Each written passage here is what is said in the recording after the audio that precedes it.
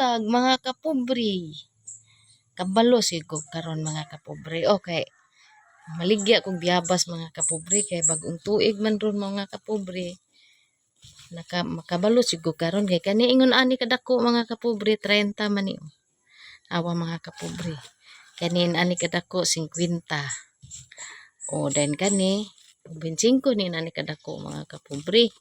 Mao nang makabalos ko karon mga kapobre nang bintaha gid ining magtanom ta mga kapobre kay o tan-awa mga kapobre o.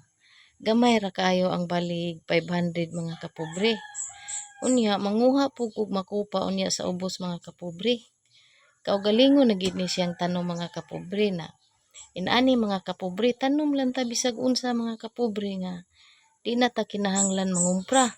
Dala po kog butong unya mga kapobre o ang butong karon mga kapobre tag 50 ang buok. Dala lang ta ka og pulo ka buok mga kapobre. Kay para lang gud pang bag-ong tuig. Inana lang mga kapobre, kugi lang kita mga kapobre na.